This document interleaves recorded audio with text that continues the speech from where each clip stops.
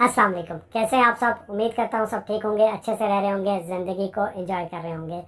आज हम बात करेंगे वियाग्रा टैबलेट के ऊपर। काफ़ी यंगस्टर जो है उनके मैसेजेस आते हैं जी कि वियाग्रा जो टैबलेट है उसके बारे में आप हमें बताएं कि जी वो कैसे इस्तेमाल करें, या फिर हमें इस्तेमाल करनी चाहिए या नहीं करनी चाहिए, क्या इसका कोई फ़ायदा है या फिर इसका कोई नुकसान है। तो तमाम डिटेल इस वीडियो में मैं आपको दूंगा। आज के बाद आपको भूलेगा नहीं कि ये जो वियाग्रा टैबलेट है ये क्यों इस्तेमाल की जाती है। सबसे पहले अगर आप मेरे चैनल पर नए हैं तो चैनल को सब्सक्राइब कर लें, बेल के बटन को दबाएं ताकि मेरी आने वाली हर वीडियो का नोटिफिकेशन आपको मिल सके। तो चलिए चलते हैं टॉपिक की तरफ। वियाग्रा टैबलेट या फिर इसे ब्लू पिल्स भी कहते हैं। ब्लू पिल इसलिए कहते हैं कि इसका जो कलर होता है वो ब्लू कलर का होता है, और इसके अलावा जो आम लोग हैं वो इसे वाइग्रा टैबलेट के नाम से मशहूर है, जानते हैं लोग, और मेरे ख्याल से तमाम लोग इससे वाकिफ़ होंगे।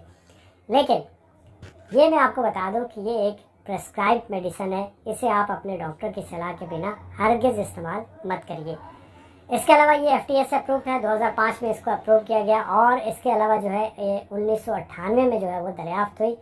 फाइज़र कंपनी जो थी एक रिसर्च कर रही थी, एक और जो बीमारी है उसके मुतालिक वो दवाई जो है वो ढूंढ रहे थे, जिससे जो है वो पल्मोनरी आर्टेरियल हाइपरटेंशन कहते हैं। तो इसके मुतालिक जो है वो दवाई ढूंढ रहे थे जो कि दिल के नज़दीक जो खून की नालियाँ हैं उनको खोला जा सके और ब्लड फ्लो को अच्छा किया जा सके, उसके लिए ये दवाई ढूंढ रहे थे। लेकिन जब इस दवाई को ट्रायल के अंदर डाला गया तो देखा गया कि जो इरेक्टाइल डिसफंक्शन के लोग थे उनमें भी काफ़ी इम्प्रूवमेंट हुई है। ये याद रखिएगा कि 1998 से पहले कोई ऐसी यानी साढ़े जड़े बुजुर्ग से उन्होंने कोई ऐसी दवाई इस्तेमाल नहीं की थी है। ये जो 1998 से पहले ही था वो कोई ऐसी ओरल कोई दवाई नहीं थी जिसके खाने से इरेक्टाइल डिसफंक्शन की जो सेक्सुअल प्रॉब्लम है वो ठीक हो जाए। तो उसके बाद पूरी दुनिया में फैल गई, कोई इसे ब्लू पिल्स के नाम से, कोई वियाग्रा, कोई वाइग्रा, इस तरह से लोग इसको मुख्तलिफ नामों से जानते हैं। एनीवे, इसके अंदर जो है वो केमिकल होता है, सल्डेनाफिल के नाम से आता है, और जो इस तरह की दवाइयाँ हैं इनमें ज़्यादातर जो सल्डेनाफिल, टेडेलाफिल जो है ये साल्ट जो है इसके अंदर इस्तेमाल किया जाता है। ठीक है। ये जो सल्डेनाफिल है ये काम कैसे करती है?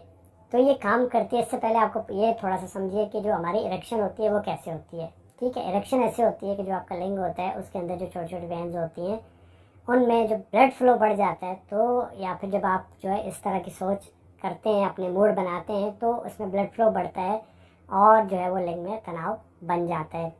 जब वो बनता है तो उसके दौरान में एक वहाँ पे गैस होती है जिसे नाइट्रिक ऑक्साइड कहते हैं। ये नाइट्रिक ऑक्साइड क्या करती है, ये जो है इसमें जो आपकी जो वेन्स होती हैं उनमें ब्लड फ्लो को बढ़ा देती है, लेकिन थोड़ी देर बाद ये डिस्ट्रॉय होना शुरू हो जाती है। ठीक है, क्योंकि अगर इसी तरह रहेगी तो ये तो सीधा रहेगा, तो डिस्ट्रॉय होना शुरू हो जाती है। ठीक है, वो डिस्ट्रॉय होती है तो ये जो दवाई है ये वहाँ पे काम करती है, ये बस वहाँ पे काम करती है। ये उस ब्लड फ्लो को बढ़ा के रखती है, उन जो आपकी नालियाँ होती हैं उनको डाइल्यूट रखती है, और वो ब्लड फ्लो अच्छा रहता है। इसीलिए आप 4 से 6 घंटे निकाल लेते हैं। ठीक है। ये जो टैबलेट है ये 25 mg के अंदर, 50 mg के अंदर, ठीक है, और इसके अलावा जो है वो 100 mg के अंदर भी अवेलेबल है मार्केट में। ठीक है, तो ये जो दवाई है ये काम करती है। अब ये क्या कोई परमानेंट इलाज है, इसके बाद हमें जो है वो इरेक्टाइल डिसफंक्शन की प्रॉब्लम नहीं होगी? तो आंसर इज़ नो। ये जो है एक टेम्प्रेरी है, आप जब मेडिसिन लेंगे तो आपको ये जो है वो इरेक्टाइल डिसफंक्शन की प्रॉब्लम नहीं होगी। मेडिसिन छोड़ दी तो बस ख़त्म, गुब्बारे से हवा निकल गई। तो ठीक है, तो ये इस तरह से काम करती है। एनीवे, जो है ये जो मेडिसिन है वो आपको नहीं लेनी चाहिए, ये डॉक्टर से पूछ के लेनी चाहिए। आपको अपनी प्रॉब्लम का रूट ढूंढना है कि प्रॉब्लम है कहाँ पे, जो हमें इरेक्टाइल डिसफंक्शन की प्रॉब्लम हो रही है, आपको हमारी कोई हमें जो है वो कोई टेंशन ज़्यादा है या किसी और वजह से जो है प्रॉब्लम हो रही है। आप जो पेनल डॉपलर स्टडी कराएँ, टेस्ट कराएँ, आप जो है वो टेस्टोस्टेरोन का टेस्ट कराएँ, सारा एक डायग्नोज बना के उसके बाद जो है इस दवाई को इस्तेमाल करिए, या फिर डॉक्टर आपको जो है सलाह देगा, जो भी आपको मेडिसिन इस पर बताएगा वो आप इस्तेमाल करिए। इसके लेने के कुछ कॉमन साइड इफ़ेक्ट्स जो हैं वो देखे गए हैं। इसके लेने से आपको सर में दर्द हो सकता है, इसी तरह आपका बीपी फ्लक्चुएट कर सकता है, इसी तरह जो है आपका मुंह के ऊपर जो है आपको एक रेडनेस सी आ सकती है, इसी तरह आपको पेट में दर्द हो सकता है, उल्टी आ सकती है इसके लेने से। इसी तरह जो हार्ट के पेशेंट है उनको ये नहीं लेनी चाहिए, स्पेशली ऐसे लोग जो नाइट्रेट नाम की जो है वो दवाई इस्तेमाल कर रहे हैं।